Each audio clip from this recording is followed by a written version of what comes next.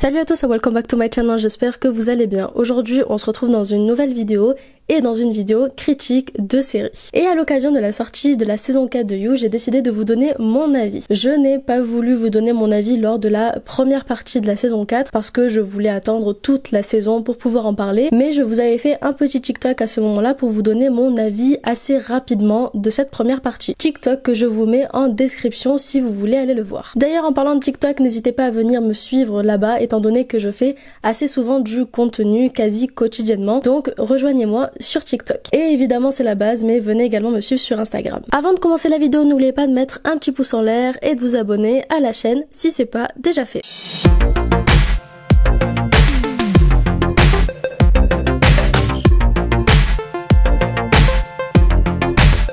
Alors pour commencer, je vais vous donner dans une première partie une critique sans spoil, en tout cas je vais essayer d'en faire le moins possible, et ensuite dans une deuxième partie ce sera du full spoil. Alors pour commencer, la saison 4 se déroule à Londres et non pas aux États-Unis comme on a eu l'habitude de le voir pour les 3 premières saisons, donc clairement les décors et l'ambiance de cette saison changent du tout au tout avec les 3 premières. On a dès le début du premier épisode une introduction de nouveaux personnages étant donné que c'est Joe qui déménage, du coup à part Joe on ne connaît personne. Et j'ai trouvé que l'introduction des nouveaux personnages a été assez bien faite, elle est assez fluide et elle n'est pas forcée. Même si clairement j'ai un petit peu du mal avec certains acteurs, ou plutôt l'acting de certains acteurs que je trouve assez bas de gamme. Mais ça reste que mon avis personnel bien évidemment. Ce que j'ai bien aimé avec cette saison, c'est que dès le premier épisode on est direct mis dans l'action. Alors oui, c'était également le cas pour les saisons précédentes, mais là ça prend une toute nouvelle tournure. On passe clairement d'une série de psychopathes et de stalkers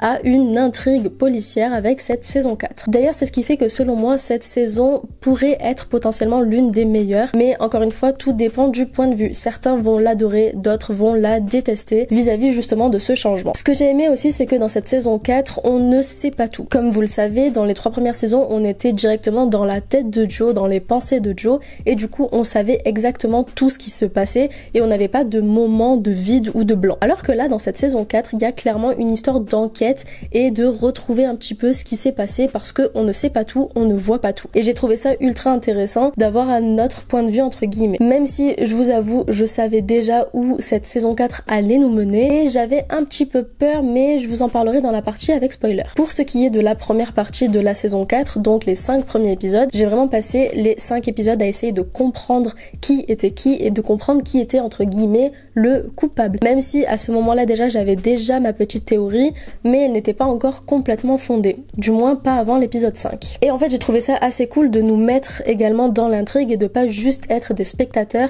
mais d'être un petit peu des enquêteurs tout au long de cette saison. On a d'ailleurs énormément de références à Agatha Christie ou encore à Hercule Poirot et j'ai trouvé ça méga cool étant donné que c'est des histoires que j'aime énormément. Pour le coup dans cette saison on se retrouve à comprendre un peu plus Joe et en même temps à être un peu plus perdu au niveau de son personnage, et en fait ça va vraiment se jouer entre la partie 1 et la partie 2. J'ai vraiment l'impression qu'il y a un gros pas entre la partie 1 et la partie 2, pas dans le sens d'une amélioration mais un changement qui se voit. Même au niveau de la manière de filmer, ça n'a pas été la même que ce soit avec la partie 1 ou la partie 2. Dans la partie 1 de la saison 4, j'ai eu l'impression que c'était pas du tout comme les 3 premières saisons étant donné qu'on avait beaucoup moins le côté flou artistique autour du personnage principal, et dans la partie 2 ils le remettent en place. Et quand on suit l'histoire et l'intrigue on comprend pourquoi. Bref, en tout cas la réalisation de la saison 4 était extrêmement bien faite, donc bravo à la réalisation. J'ai été assez déçue lors de la première partie de ne pas assez entendre parler de Marianne et de ne la voir apparaître que quelques minutes dans la première partie de cette saison 4. Mais quand on voit ce qui se passe dans la seconde partie, clairement ça remet tout en question et j'ai été extrêmement contente par rapport au personnage de Marianne et de comment ça évolue. Mais on en parlera dans la partie spoiler. Concernant les personnages, je vais pas parler de tous les personnages parce qu'il y en a certains que je trouve vraiment inintéressants ou juste là pour être là, mais je vais quand même parler de Kate parce que pour moi c'est le personnage le plus intéressant et intriguant de cette saison, même si je vous avoue que le love interest avec Joe, j'ai un petit peu du mal. Du moins, depuis le personnage de Love, je ne pense pas que je trouverai un personnage à la hauteur de ce dernier. Donc, j'ai quand même eu un petit peu de mal avec Kate et l'amour qu'il y a eu entre elle et Joe, mais en tant que personnage elle est assez intrigante et on se rend compte qu'elle cache pas mal de choses et je pense que dans la saison 5 ce personnage sera extrêmement important. En tout cas j'ai extrêmement hâte de voir la suite. Dans la partie 2 de cette saison 4, donc qui vient de sortir il y a à peine quelques jours, on comprend directement ce qui se passe clairement parce que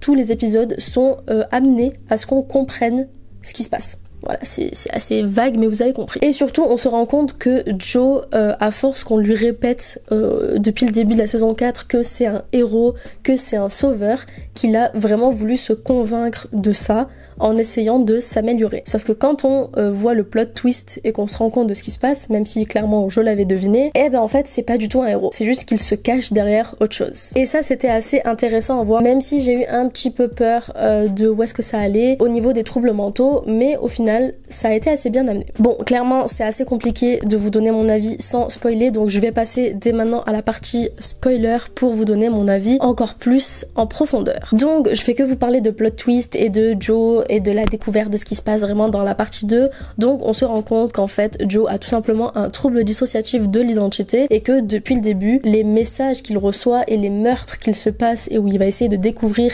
qui est le tueur, ben en fait c'était tout simplement lui. Et je vous avoue que j'ai tout de suite compris, ou du moins au bout du 4e épisode je pense de la première partie, j'ai compris que c'était le cas. Certains ne m'ont pas cru, d'ailleurs il y a des preuves parce que j'ai fait des TikTok sur ça, donc venez me suivre sur TikTok, mais c'était assez marrant de voir que j'avais clairement raison. D'ailleurs comme je vous le disais juste avant, dans la partie 2 on nous amène beaucoup plus vers ce côté-là, étant donné qu'on va parler de érotomanie avec le personnage qui est en adoration sur Phoebe par exemple, ou encore le livre que va découvrir Nadia quand elle va fouiller l'appartement de Joe, Dr. Jekyll and Mr. Hyde. Tout était devant nous depuis le début et on n'a juste pas compris. Enfin du moins pas tout le monde l'avait compris. Donc c'était bien joué de la part de la réalisation d'avoir mis ça en place. J'avais juste, comme je vous l'ai dit, un petit peu peur que le TDI soit mal amené, qu'il soit mal montré.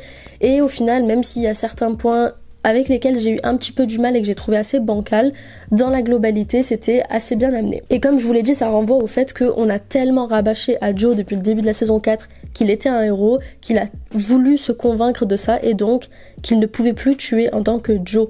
Et donc il s'est créé une autre personnalité pour pouvoir le faire. Et ça franchement c'est ultra intéressant. Ce qui est encore plus intéressant c'est que dans cette saison 4 on finit presque par avoir un petit peu pitié de Joe en se disant il est pas si mauvais que ça malgré tout ce qu'il a fait, il peut être rattrapable, il peut changer. Puis au final quand t'apprends le plot twist tu te dis que bah en fait pas du tout. Et ça c'est encore mieux. On va parler de Marianne. Alors pour le coup Marianne, je vous avoue c'est le point de cette saison que je n'ai pas vu venir. Dans le sens où au début de la saison on voit Marianne un petit peu dans un seul épisode, Joe la laisse partir et ça s'arrête là. Et je vous avoue que j'avais un petit peu des doutes. Je me disais que c'était assez bizarre que Joe laisse partir Marianne de cette façon, sachant tout ce qu'elle sait. Et eh bien, dans cette partie 2, on comprend qu'en fait, il ne l'a absolument pas laissé partir et que par rapport à son dédoublement de personnalité, Marianne était enfermée dans une cage depuis tout ce temps.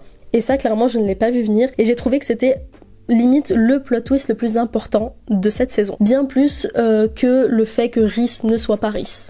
En gros. Et ça du coup c'est bien parce que ça nous induit en erreur et il y a un vrai effet de surprise dans cette saison. Par contre il y a certaines scènes qui m'ont un petit peu énervée je dirais parce que j'ai trouvé que c'était assez téléphoné, notamment la scène où Marianne est enfermée dans une cage et où Nadia lui dit je vais appeler la police et elle lui dit non n'appelle pas la police. Genre what the fuck. Bref, c'est vraiment des petites actions comme ça que j'ai pas trop compris tout au long de la série. C'est clairement des facilités scénaristiques et du téléphoné x 1000, mais on va dire que c'est dans les détails, donc c'est pas grave. Même si ça m'a un petit peu agacé quand même. Et du coup, avec cette fin de saison 4 qui clairement nous renvoie à une saison 5, j'ai extrêmement peur de la suite parce que Joe va devenir indestructible, imbattable, inarrêtable. Bref, ça va être un bordel monstrueux. Tout simplement parce que ce n'est plus Jonathan je sais pas quoi, mais il redevient Joe Goldberg à pleine puissance étant donné que maintenant il est riche et qu'il est avec une femme qui est limite pire que lui. Enfin bref, je vais m'arrêter là pour la critique. Clairement j'ai beaucoup aimé cette saison, je me suis retrouvée dans une intrigue policière et j'ai adoré essayer de comprendre ce qui se passait à chaque épisode et malgré le plot twist concernant Rhys que j'ai vu venir, celui sur Marianne je l'avais pas du tout vu venir et c'était cool. Et d'ailleurs avant de terminer, je reviens vite fait sur Love, étant donné qu'on la voit dans la bande-annonce de la saison, étant donné que j'avais déjà la théorie comme quoi Reese n'existait pas et qu'il était dans l'esprit de Joe. Clairement j'avais la même théorie pour Love, je savais que ça allait être une apparition entre guillemets, une hallucination de Joe. Par contre je ne m'attendais pas à ce qu'on revoie toutes les ex de Joe, parce qu'on revoit Beck et on revoit Love. Et ça c'était plutôt cool parce que du coup ça refait aussi un autre effet de surprise, étant donné que par rapport à la bande-annonce on s'attendait à uniquement revoir Love. Franchement, ils se sont gavés, ils ont mis des petits plot twists et des petites surprises par-ci par-là dans cette saison et c'était vraiment très bien joué. N'hésitez pas à me dire en commentaire ce que vous avez pensé de cette saison, si vous avez aimé ou si au contraire vous avez détesté. Bref, l'espace commentaire est à vous. Si la vidéo vous a plu, n'hésitez pas à mettre un petit pouce en l'air et surtout à venir vous abonner sur la chaîne. On a d'ailleurs dépassé les 40 000 abonnés, donc je vous remercie énormément et road to 50K. Pour ma part, je vous fais plein de bisous et je vous dis à dimanche prochain pour une nouvelle vidéo. I thought it'd be me and you.